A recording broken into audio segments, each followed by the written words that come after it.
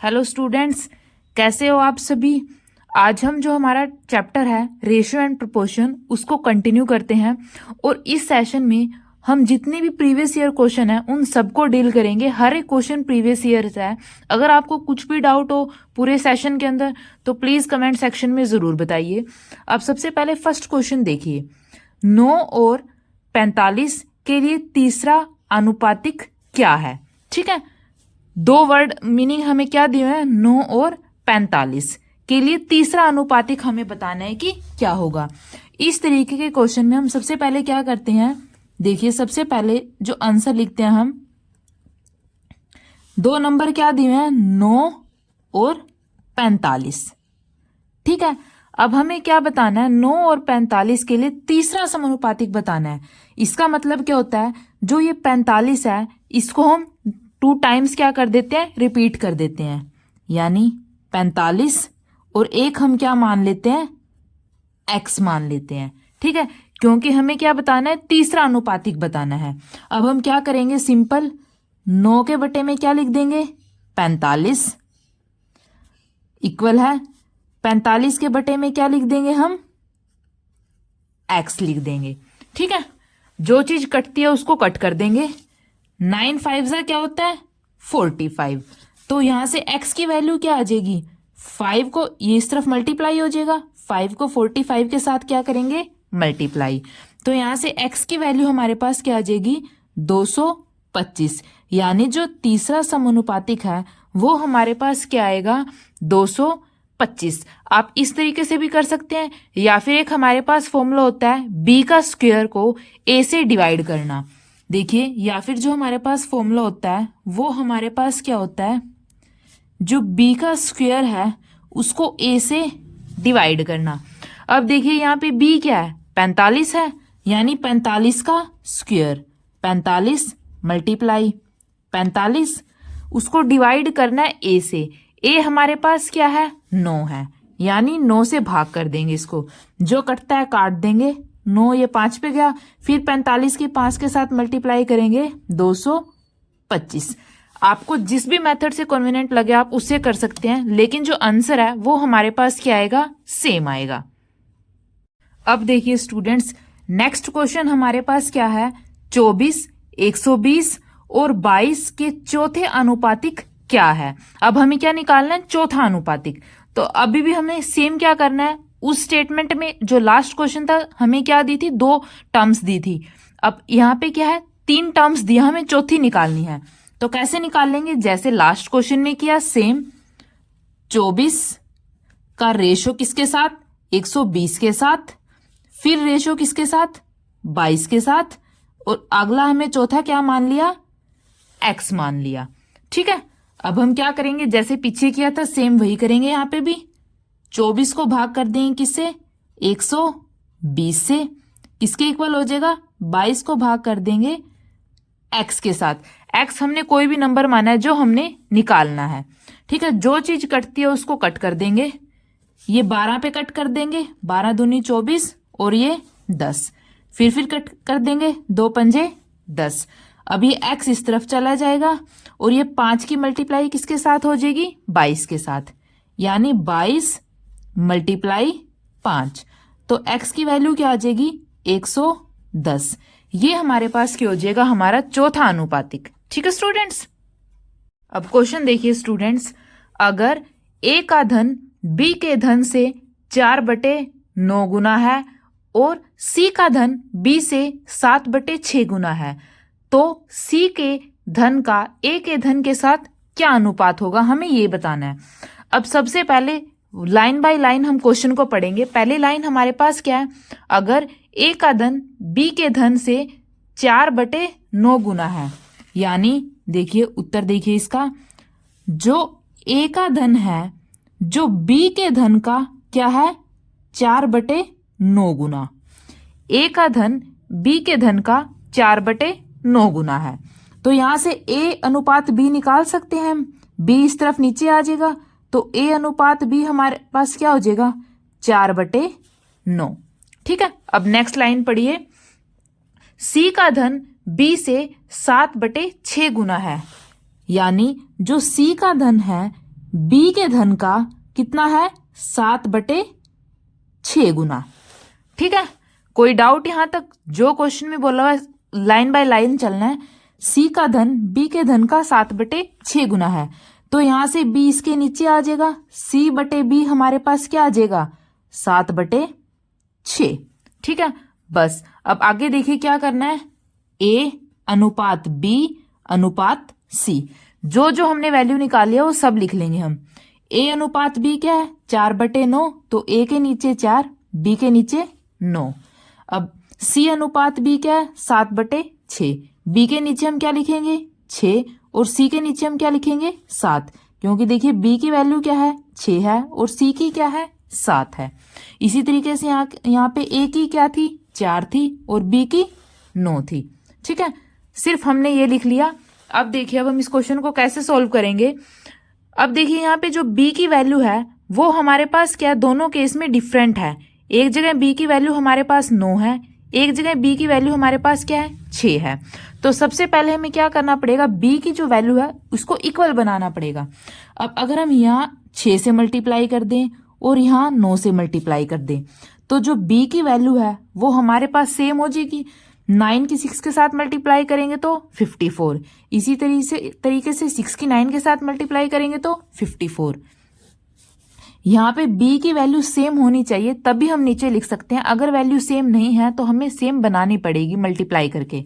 अब इस पूरी लाइन को हमने 6 से मल्टीप्लाई किया है तो 6 को 4 से भी मल्टीप्लाई करेंगे, 6 को 4 से मल्टीप्लाई करेंगे तो 24, 9 को 6 से मल्टीप्लाई करेंगे तो 54 और 7 को 9 से मल्टीप्लाई करेंगे तो 63। ठीक है, हमने तीनों की वैल्यू निकाल ली। अब क्वेश्चन की लास्ट लाइन देखिए, हमसे क्या पूछा है, तो सी के धन का ए के धन से क्या अनुपात होगा। हमें सी के धन का ए के धन से अनुपात बताना है। अब देखिए सी का धन कितना है हमारे पास, सी का धन और ए के धन का हमें क्या बताना है, अनुपात बताना है। अब सी का धन कितना है 63, तो क्या लिख देंगे 63 और ए का धन कितना है 24 यानी 24। बस जो चीज कैंसिल होती है उसको कट कर दीजिए। अब ये दोनों 3 की टेबल पे कट हो जाएंगे, 21 8। तो सी और ए के धन का जो अनुपात है वो हमारे पास क्या आ जाएगा 21:8। ठीक है स्टूडेंट्स। अब नेक्स्ट क्वेश्चन देखिए स्टूडेंट्स, ए बी और सी के बीच में 1152 का नुकसान 7:8:9 के अनुपात में विभाजित होना है। तो हमें बताना है कि ए का हिस्सा कितना होगा।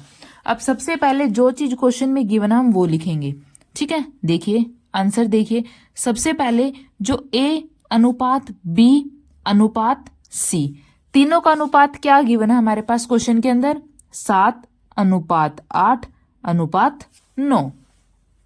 ठीक है, यानी तीनों का हिस्सा हमारे पास अनुपात के अंदर दिया हुआ है। अब अगर हम टोटल निकाल लें तो टोटल कितना हो जाएगा 7 + 8 + 9, यानी अगर हम तीनों का टोटल निकाल लें तीनों को ऐड करके तो 7 + 8 + 9 हमारे पास क्या हो जाएगा 24। तीनों का हमारे पास क्या हो जाएगा टोटल 24। लेकिन अब क्वेश्चन के अंदर फर्स्ट लाइन के अंदर देखिए क्या बोला हुआ है, लेकिन तीनों के बीच में कितने रुपए बांटे हैं 1152, लेकिन यहाँ पे हमारे पास कितने बांटे हैं 24 रुपए। यानी जो 24 रुपए हैं उसकी जो मान है वो किसके इक्वल हो जाएगा 1152, क्योंकि अनुपात के अंदर हमारे पास इतना पैसा बन रहा है लेकिन एक्चुअल में हमारे पास कितना पैसा डिवाइड किया है, इतना पैसा डिवाइड किया है। तो यहाँ से हम एक की वैल्यू निकाल लेंगे, इसको 24 इसके क्या हो जाएगा डिवाइड में चला जाएगा। ठीक है, अब जो चीज कटती है उसको कट कर देंगे। सबसे पहले देखिए 3 के ऊपर कट करेंगे इसको। अब इसको कट करके हमारे पास क्या आएगा 48। सिंपल हमें कट करना है सिर्फ इसको, क्या आएगा 48। अब यहां से क्या हुआ, जो 1 रुपए है उसकी वैल्यू क्या आ गई 48। अब क्वेश्चन के अंदर हमारे पास क्या पूछा है, ए का हिस्सा कितना होगा, यानी हमसे ए का हिस्सा पूछा है। अगर 1 यूनिट की वैल्यू 48 है तो ए के हिस्से में कितनी आ रही है 7 यूनिट। तो 7 यूनिट की वैल्यू क्या हो जाएगी, 7 को 48 से क्या कर देंगे मल्टीप्लाई, 7 को 48 से मल्टीप्लाई तो कितना आ जाएगा 336 रुपए। ठीक है, दोबारा देखिए, अगर 1 रुपए की वैल्यू 48 है, ठीक है, तो 7 की क्या हो जाएगी हमारे पास, 7 से इसको मल्टीप्लाई कर देंगे तो क्या आ जाएगा 336 रुपए। अब देखिए अगर यहाँ पे हमसे बी का हिस्सा पूछता तो बी का हिस्सा कैसे निकालते हैं, ए की वैल्यू क्या है 48, तो 8 यूनिट की वैल्यू क्या हो जाएगी, 8 को 48 से मल्टीप्लाई कर देंगे।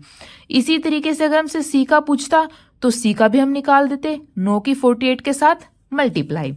ठीक है, अब नेक्स्ट क्वेश्चन देखिए स्टूडेंट्स, स्टेटमेंट देखिए क्या है, 4:9 के अनुपात में ए और बी के बीच 29 टॉफियां वितरित की जाती हैं, बी को ए से कितनी अधिक टॉफी मिलती है, हमें ये बताना है। अब देखिए सबसे पहले हमें क्या है, दो इंसान है, एक ए और एक बी, उनको किस अनुपात में टॉफी दी गई है, 4:9। तो सबसे पहले जो हमारे पास गिवन है हम वही लिखेंगे, ए और बी को किस अनुपात के अंदर टॉफी दी है, 4:9। ठीक है, नेक्स्ट लाइन देखिए, के बीच 39 टॉफियां वितरित की जाती हैं। ठीक है, टोटल टॉफी कितनी है हमारे पास, 39। ठीक है, तो देखिए टोटल कितनी है हमारे पास, जितनी टॉफी है वो कितनी है, 39। अब देखिए यहां पे ए और बी के बीच में कितनी टॉफियां वितरित की है, 4:9 के अंदर, लेकिन टोटल टॉफियां कितनी है, 39। लेकिन अगर हम यहां से देखें 9 + 4 कितनी है, 13। इसके अकॉर्डिंग तो हमारे पास 13 टॉफी वितरित की गई हैं, दोनों के बीच में, ए को 4 बी को 9। लेकिन क्वेश्चन में हमारे पास क्या दी हुई है, 39 टॉफी दी हुई है, यानी जो 13 की वैल्यू है वो किसके इक्वल है, 39 के इक्वल। तो यहां से एक की वैल्यू निकाल लेंगे हम, 39 को 13 से भाग करके, 13 तिये, तो एक टॉफी की जो वैल्यू है वो हमारे पास क्या हो जाएगी, 3। ठीक है, अब देखिए ए के पास कितनी है, 4, तो 4 अनुपात में है, तो 4 की 3 के साथ मल्टीप्लाई करेंगे, यानी ए के पास है टोटल कितनी टॉफियां होगी, 12 टॉफी। ठीक है, अब बी की देखिए, बी के पास 9 के अनुपात में है और 1 का अनुपात कितना है, 3, तो 9 से मल्टीप्लाई करेंगे तो कितना हो जाएगा, 9 × 3, तो कितना हो जाएगा, 27। यानी ए के पास 12 टॉफी हैं और बी के पास 27 टॉफी हैं। ठीक है, लेकिन अब क्वेश्चन में हमसे क्या पूछा हुआ है, बी को ए से कितनी अधिक टॉफी मिलती हैं, या तो आप ये कीजिए बी को 27 मिलती है, ए को 12 मिलती है, 27 में से 12 माइनस कर देंगे तो वो हमारे पास क्या आ जाएगी, बी को कितनी ज्यादा टॉफी मिली है। ठीक है, तो बी को कितनी ज्यादा टॉफी मिलेगी, बी को कितनी अधिक मिली, क्या करेंगे, बी की जो जितनी टॉफी है 27 में से माइनस कर देंगे जो ए को टॉफी मिली है, यानी 15, यानी जो बी है उसको 15 टॉफी अधिक मिली है। या फिर आप ऐसे भी कर सकते हैं, 9 में से 4 को माइनस कर दें तो क्या बचेगा, 5, यानी बी को 5 अधिक मिली है, लेकिन 1 यूनिट की वैल्यू क्या है, 3, तो 5 यूनिट की वैल्यू क्या हो जाएगी, 5 को 3 से मल्टीप्लाई करेंगे 15। आप किसी भी मेथड से कर सकते हैं, लॉन्ग मेथड या शॉर्ट मेथड, जिस भी तरीके से आपको कंफर्टेबल लगे। अब नेक्स्ट क्वेश्चन देखिए स्टूडेंट्स, सीता और गीता की आय में 8:3 का अनुपात है, यानी कोई लड़की है सीता और कोई लड़की है गीता, उनकी जो सैलरी है, आय है, उनका अनुपात क्या है, 8:3। यदि उनकी आयों में अंतर 1000 रुपये है तो सीता को कितनी आय मिलेगी, हमें ये बताना है। अब सबसे पहले देखिए जो चीज हमारे पास गिवन है क्वेश्चन में, फर्स्ट लाइन से चलेंगे, जो सीता और गीता है उनकी आयों का अनुपात हमारे पास कितना गिवन है क्वेश्चन में, 8:3।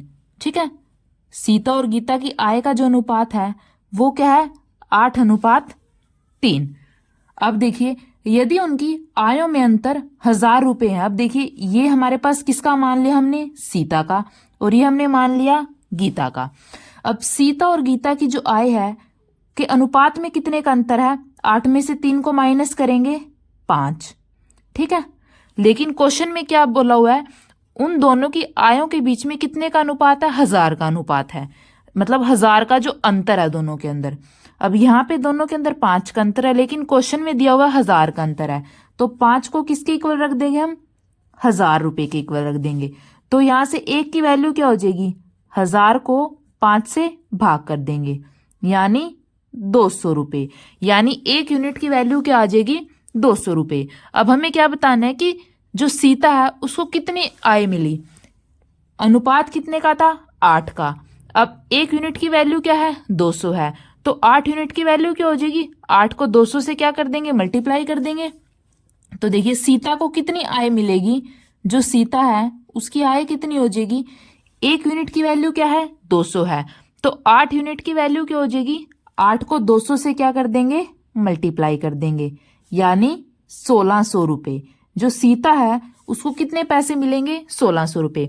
अगर अब इसी क्वेश्चन के अंदर आपसे ये पूछ लिया जाता है कि गीता को कितने पैसे मिलेंगे, अब गीता के पैसे कैसे निकाल लेंगे, देखिए गीता की आय कैसे निकालेंगे, 1 यूनिट की वैल्यू क्या है, 200। अब गीता को कितने अनुपात के अंदर मिल रही है, 3 के अंदर, तो 3 की वैल्यू क्या हो जाएगी, 3 को 200 से क्या कर देंगे, मल्टीप्लाई, यानी 3 को 200 से मल्टीप्लाई कर देंगे, यानी 600 रुपये। यानी गीता को कितने पैसे मिलते, 600 रुपये। अब अगर क्वेश्चन में आपसे पूछ लिया जाए कि इन दोनों के बीच में आय के बीच में कितने का अंतर है, तो आप निकाल देंगे, सीता की जो आय है उसके अंदर से गीता की आय को माइनस कर देंगे, तो कितना आ जाएगा, 1000। 1600 में से 600 माइनस कर देंगे, 1000। क्वेश्चन के अंदर आ गया ना कि दोनों के आय के बीच में कितना डिफरेंस है, 1000। इस तरीके से आप जो क्वेश्चन है उसको दोबारा टैली भी कर सकते हैं कि क्या हमारे पास आंसर हमारे पास सही